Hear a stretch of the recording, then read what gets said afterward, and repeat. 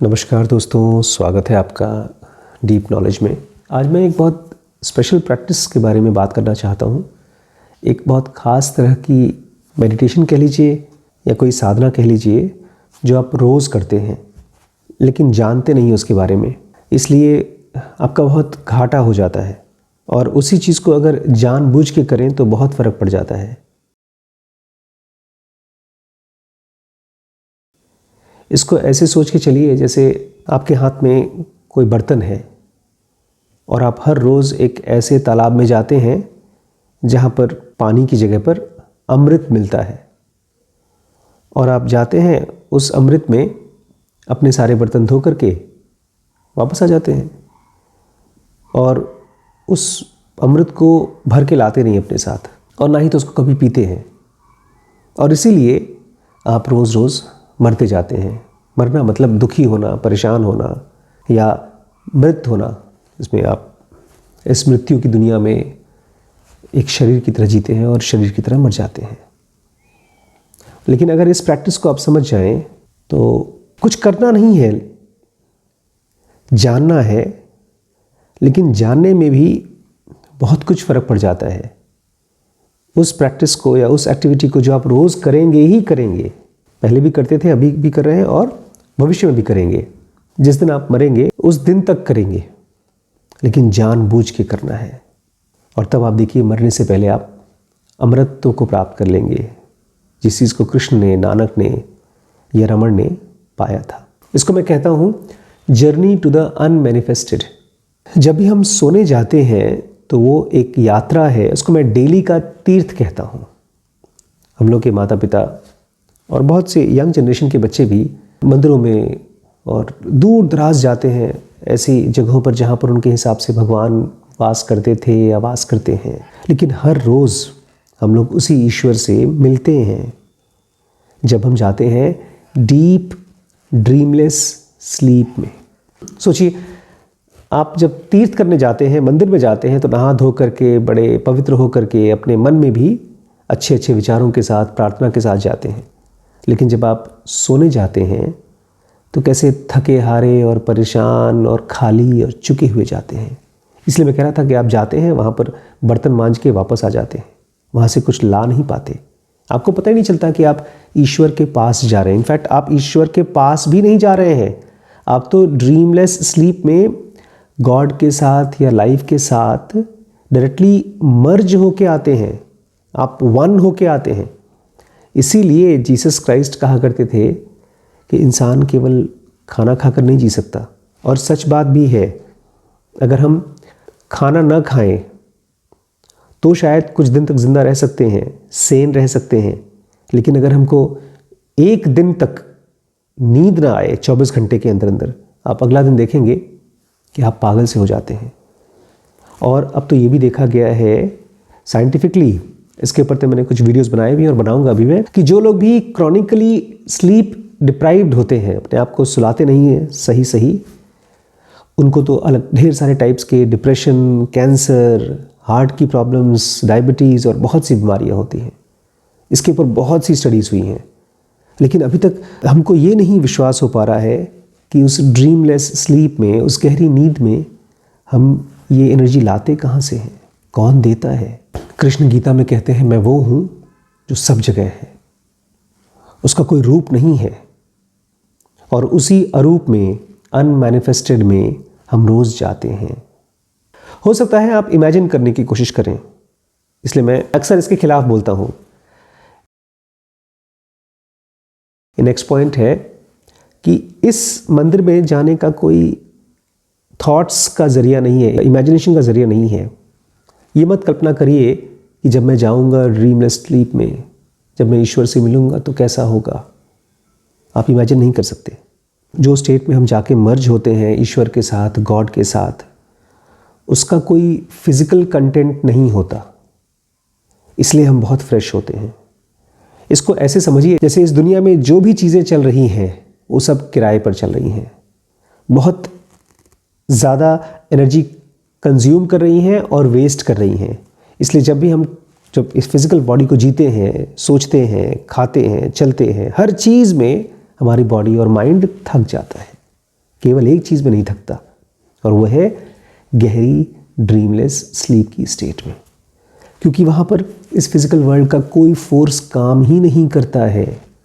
वहाँ पर इस फिज़िकल वर्ल्ड के कोई रूल्स, कोई ग्रेविटी, कोई फोर्स, कोई एनर्जी, कोई बिजली, कुछ नहीं काम करता। हम रहते हैं, हम उस लाइफ या गॉड के साथ रहते हैं जिसने ये सब क्रिएट किया। लेकिन ये लाइफ, ये फिज़िकल, ये कमोशन, ये मरने वाली एंटिटी फिज़िकल वर्ल्ड की वहाँ नहीं जा पाती। उस ड्रीमलेस स्लीप का कोई कंटेंट नहीं होता, इसलिए उसके बारे में कल्पना मत करिए, इमेजिन मत करिए।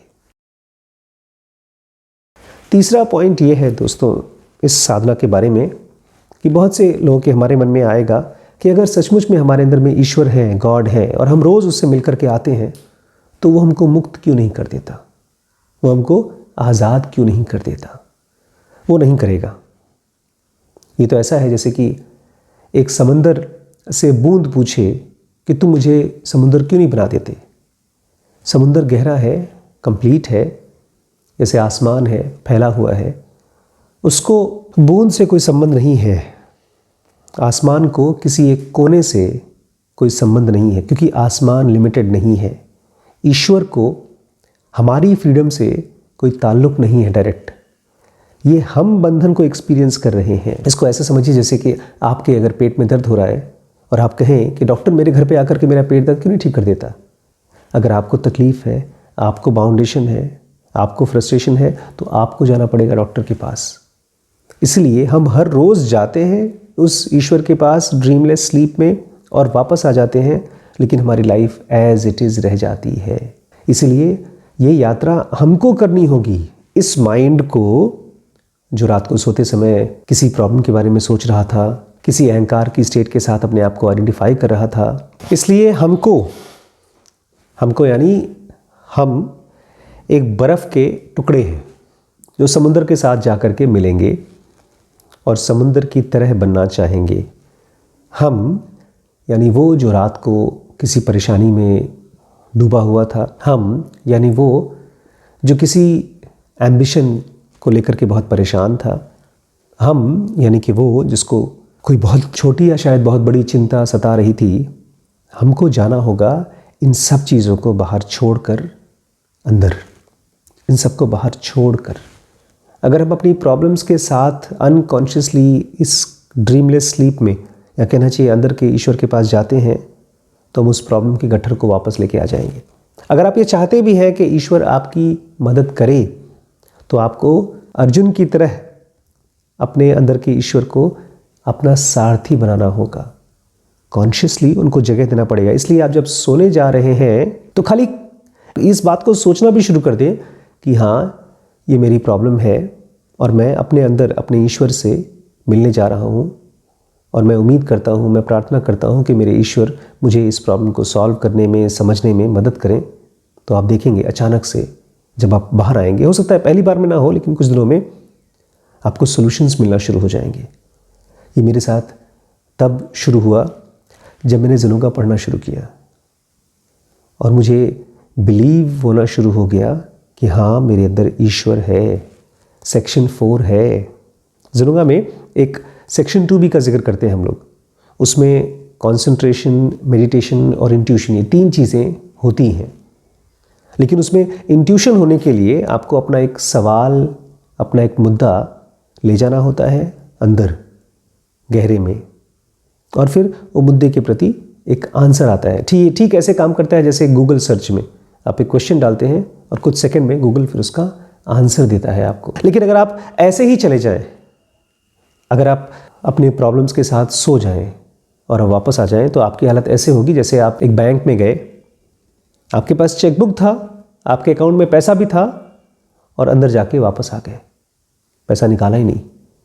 उसके लिए जो फॉर्मेलिटीज़ पूरी करनी थी वो आपने की ही नहीं। बैंक को आपको नहीं पैसा देना है, आपको बैंक से पैसा निकालना है। इसलिए वो सारी की सारी रिचुअल्स करने होंगे आपको, वो फ्रेमवर्क तैयार करना होगा अंदर में जाने के लिए, अपनी प्रॉब्लम्स को ले जाने के लिए या खुद को ले जाने के लिए। आप कितना भी ईश्वर के प्रति प्रार्थना कर लें, भजन कर लें, मंत्रों का जप कर लें, तीर्थों की यात्रा कर लें, वो सब का सब फिजिकल है। आप किसी मंदिर में जाते हैं, कैलाश पे जाते हैं, आप किसी बहुत पुराने एंशिएंट मंदिर को विजिट करते हैं, आप उसकी माला जप करते हैं, वो सब शब्द हैं। ये इस फिजिकल वर्ल्ड का पार्ट है। ईश्वर को जानना या तो पूरी तरह से होता है या होता ही नहीं है। अगर आपको ये लगता है कि आप बहुत सालों से भक्ति कर रहे हैं और फिर भी भगवान आपकी हेल्प नहीं कर रहा है, या शायद आपको लगता है वो हेल्प कर रहा हो लेकिन अभी आधा अधूरा कर रहा है, पूरा अभी करने के लिए उसके पास टाइम नहीं है, या शायद वो बिजी है, तो केवल आपका भ्रम है। आपने अपने आप को एक तरह की लोरी सुना रहे हैं जब आप फिजिकल वर्ल्ड में अपने ईश्वर को पुकार रहे हैं, रो रहे हैं, गा रहे हैं। ईश्वर के साथ या तो डायरेक्ट कंप्लीट कांटेक्ट होता है, जैसे कि आप हर रोज़ करते हैं सोते समय। अननोन है ईश्वर, नोन नहीं है, उसका कोई रूप नहीं है। इसलिए मैं कहता हूँ या तो आप अपने लाइफ को, अपने गॉड को कंप्लीटली जानिए, या तो आप नहीं जान सकते। इसीलिए बड़े बड़े साइंटिस्ट्स सुसाइड कर लेते हैं। इसीलिए बड़े बड़े महात्मा जन भी जो ईश्वर को केवल पूजा और पाठ से पाने की कोशिश करते हैं, वो भी मरने से पहले अकेला महसूस करते हैं। नहीं, भीष्म पितामह को जब तीरों की शैया पर लिटाया गया था तो कृष्ण से कंप्लेन कर रहे थे, पूछ रहे थे, बताइए भगवान, मैंने ऐसा कौन सा कर्म किया था कि मुझे तीरों की शैया पर लेटना पड़े? कुछ न कुछ तो किया होगा, उसी का तो असर मिला है। लेकिन प्रॉब्लम उनकी ये थी कि वो इतने महावीर होते हुए भी ईश्वर को डायरेक्टली नहीं जान पाए थे। उनके पास शक्तियाँ थीं, फिर भी नहीं जान पाए थे। तो या तो आप गॉड को डायरेक्टली जान पाते हैं या नहीं जान पाते।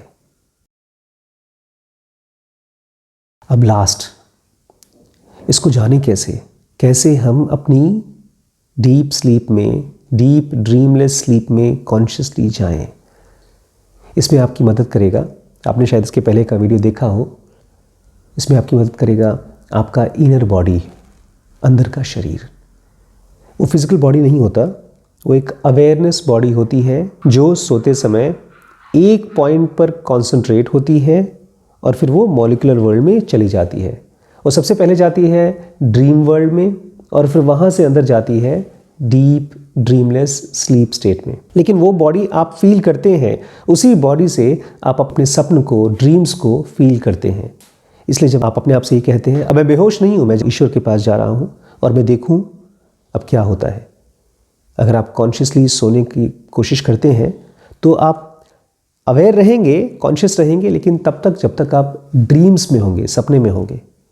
और एक पॉइंट के बाद आपको अपने सपने पता चलते जाएंगे कि आप जग रहे हैं, आप सपने में हैं। आपको ये पता रहेगा कि ये सपने की दुनिया है और ये सारी की सारी चीज़ें मैं मॉलिक्यूलर वर्ल्ड में देख रहा हूँ। और बड़े मज़े की चीज़ है, ये मॉलिक्यूलर वर्ल्ड की अवेयरनेस की वजह से आप अपने मृत परिजनों से मिल भी सकते हैं। अब बहुत सी चीज़ें कर सकते हैं। इनफैक्ट दुनिया की जो महान डिस्कवरीज हुई हैं वो सब मॉलिक्यूलर वर्ल्ड से हुई हैं।